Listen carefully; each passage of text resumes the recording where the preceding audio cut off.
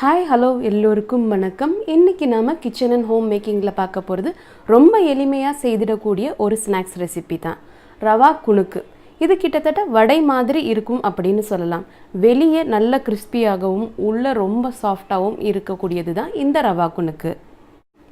இதற்கு தேவையான பொருட்கள் என்ன, இதை எப்படி தயார் செய்ய வேண்டும் என்றதை இப்போ பார்க்கலாம். 1 கப் ரவை, 2 பிஞ்ச் பேக்கிங் சோடா, ஆப்ப சோடான்னு கூட சொல்லுவாங்க, பொடியாக நறுக்கி வைத்த வெங்காயம், காரத்திற்கு ஏற்ப பொடியாக நறுக்கிய பச்சை மிளகாய், துருவிய இஞ்சி, பொடியாக நறுக்கிய கருவேப்பிலை இலை, இதை எல்லாமே சேர்த்துடலாம். இது கூட நீங்கள் விருப்பப்பட்டால் 1 டீஸ்பூன் அளவுக்கு சோம்பு கூட சேர்த்துக்கலாம். இந்த குணுக்குக்கு தேவையான அளவு உப்பு இப்போ சேர்த்துடலாம். நான் 1/2 டீஸ்பூன் அளவுக்கு உப்பு சேர்த்துருக்கேன். எந்த கப்பில் ரவையை அளந்தோமோ அதே கப்பில் 1/2 கப் அளவுக்கு தயிர், 1/2 கப் அளவுக்கு தண்ணீர் சேர்த்து இப்போ இதை எல்லாமே ஒன்றா கலந்துடலாம். தயிர் புளிப்பு சுவை இல்லாத நல்ல புது தயிராக சேர்த்துக்கோங்க. இப்போ இதை எல்லாமே ஒன்றா கலந்து 10லிருந்து 15 நிமிடம் இந்த ரவையை ஊற வைக்கலாம். 15 நிமிடத்திற்கு மேற்பட்டு இந்த கலவையை ஊற வைக்க வேண்டாம். 15 நிமிடத்திற்கு மேற்பட்டு ஊற வச்சோம்னா இந்த குணுக்கு மொத்தமாகவே ரொம்ப சாஃப்டாக வந்துடும், கிறிஸ்பியாக வராது. இப்போது இந்த ரவை 10 நிமிடம் ஊறிருக்கு.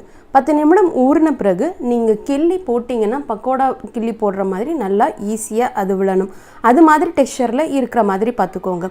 ரொம்ப கெட்டியாக இருந்துச்சுன்னா இந்த குணுக்கு ரொம்ப ஹார்டாக வந்துடும், அல்லது ரொம்ப தண்ணியாக இருந்தாலும் இந்த குணுக்கு எண்ணெய் ஈர்க்க ஆரம்பிச்சிடும். அதனால் சரியான பக்குவத்தில் இருக்கிற மாதிரி பார்த்துக்கோங்க.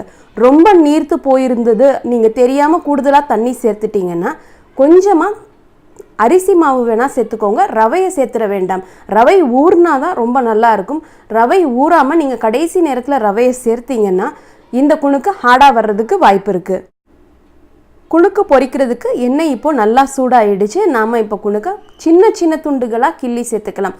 ரொம்ப பெரிய பெரிய துண்டுகளாக சேர்த்திங்கன்னா உள்ளே வேகாதுன்றனால சின்ன சின்ன துண்டுகளாக நாம் இப்போ இதை கிள்ளி சேர்த்துக்கலாம். மிதமான சூட்டில் இப்போ இதை பொரித்து எடுத்துக்கலாம். மிதமான சூட்டில் பொரிச்சாதான் உள்ளேயும் வேகும், வெளியவும் நல்லா கிறிஸ்பியாக இருக்கும். ஒரு புறம் நல்லா சிவந்ததுக்கப்புறம் மறுபுறம் நாம் திருப்பி போடலாம். அதே போல் 10லிருந்து 15 நிமிடம் ரவை ஊறிய பிறகு ரவை எல்லா தண்ணியையும் ஈர்த்து கெட்டியாக இருந்ததுன்னா தேவையான அளவுக்கு, அதாவது 2 அல்லது 3 ஸ்பூன் அளவுக்கு நீங்கள் தண்ணீர் சேர்த்து அதை சரியான பக்குவத்தில் கலந்து எடுத்துக்கலாம்.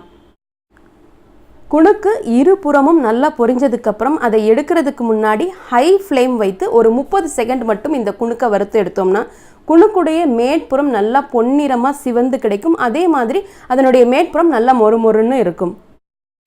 30 நொடிகள் ஹை ஃப்ளேமில் பொரித்ததுக்கப்புறம் நம்ம ஃப்ளேமை சிம் செஞ்சுட்டு இப்போ இந்த குணுக்கை எடுத்துடலாம். சுவையான எளிதில் தயாரிக்கக்கூடிய குணுக்கு ரெடி ஆயிடுச்சு. அதனுடைய மேற்புறம் எவ்வளவு கிறிஸ்பியாக இருக்கோ அதற்கு மாறுபட்டு அதனுடைய உட்புறம் நல்லா சாஃப்டாக இருக்கும். இந்த குணுக்கை நீங்களும் உங்களுடைய வீட்டில் ட்ரை பண்ணி பார்த்துட்டு உங்களுடைய ஃபீட்பேக்ஸை கமெண்ட் செக்ஷனில் போஸ்ட் பண்ணுங்கள். இந்த வீடியோ உங்களுக்கு பிடிச்சிருந்தா வீடியோவை லைக் அண்ட் ஷேர் பண்ணுங்கள். மறக்காமல் சேனலை சப்ஸ்கிரைப் பண்ணுங்கள். மீண்டும் ஒரு நல்ல பதிவில் உங்களை சந்திக்கும் வரை நன்றி, வணக்கம்.